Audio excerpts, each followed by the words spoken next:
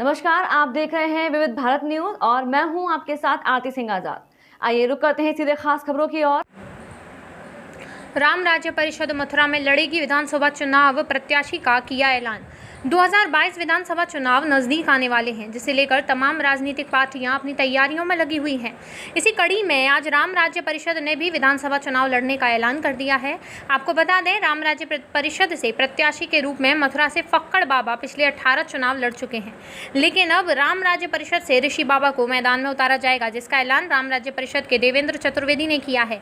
आगामी चुनावों में क्या मुद्दे रहेंगे, कैसे राम राज्य परिषद चुनाव लड़ेगी, इन बातों पर देवेंद्र चतुर्वेदी एवं ऋषि बाबा ने जानकारी देते हुए हमें बताया।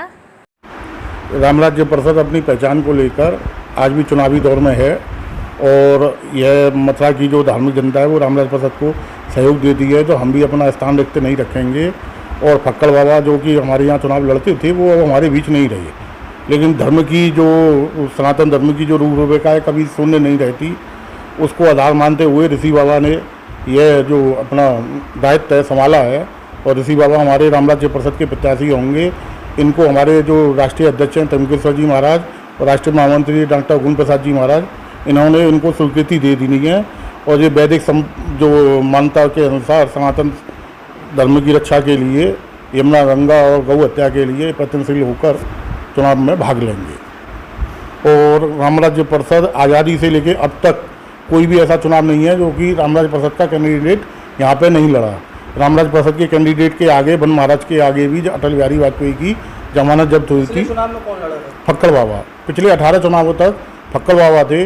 उससे पहले राधा कृष्ण शास्त्री, शिवचंद्र शास्त्री, पंडित दीनानाथ मंगलेश, प्रेमवल्लभ जी व्यास, नंदलाल शास्त्री, राजा महेंद्र प्रताप सिंह जी भी यहाँ राम राज्य परिषद के समर्थन से खड़े हो चुके हैं। और वन महाराज यहाँ छनुआ बाबू जो मेंबर हैं वो राम राज्य परिषद के पार्षद हुए हैं और कई भी पार्षद हुए हैं। इस तरह से चुनाव लड़ा जाएगा क्योंकि अब जैसे तरह से धनबल का चुनाव हो जाता है, तो अब राम राज्य परिषद कैसे चुनाव लड़ेगी उसके बारे में थोड़ी जानकारी। ये बहुत अच्छा प्रश्न है आपका। धनबल का चुनाव हो चुका है और हमारा धार्मिक जनता से यही अनुरोध है कि धनबल के आगे ना झुकें और अपने देश की संस्कृति की रक्षा के लिए राम राज्य परिषद का साथ दें, क्योंकि इस समय यज्ञों के माध्यम से, कथाओं के माध्यम से डॉक्टर जो है गुण प्रसाद जी महाराज और तमकेश्वर जी महाराज राम राज्य परिषद की बागडोर लिए हुए हैं। उनके आशीर्वाद से ही हम जो है यहाँ पे अपने प्रयत्नशील हैं और हमारा ये सहयोग दे रही हैं। ऋषि बाबा माना जाए कि ऋषि बाबा आगे विधानसभा चुनाव में राम राज्य परिषद के चुनाव प्रत्याशी होंगे ऋषि बाबा।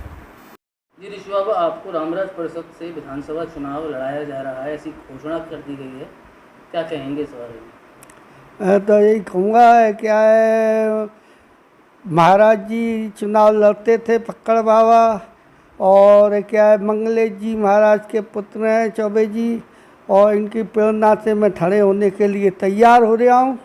और मैं तो यही कहूँगा कि बढ़िया काम हो और बढ़िया प्रकार से क्या चुनाव लड़ूंगा, जीदारी से हटूंगा नहीं नेक भी। और यहाँ की जो भी समस्या हैं उनको देखूंगा, जमुना मैया को देखूंगा, ये बंदर वगैरह झूठे झूठे आश्वासन जो सब दे जाते हैं, इनकी भी समस्या निकालूंगा अगर मेरे कामयाब हुआ तो। क्या सोच के राजनीति में है? क्या पहले कभी राजनीति में जुड़े आप? नहीं, मैंने कभी राजनीति नहीं करी। तो अब एकदम से आप विधानसभा का चुनाव लड़ेंगे? हाँ, तो मैंने कभी नहीं लड़ा, पर मेरी ये धारणा थी कि ये बाबा जी चले गए तो इनकी जगह पे मैं खड़ा हूँ और मैं लड़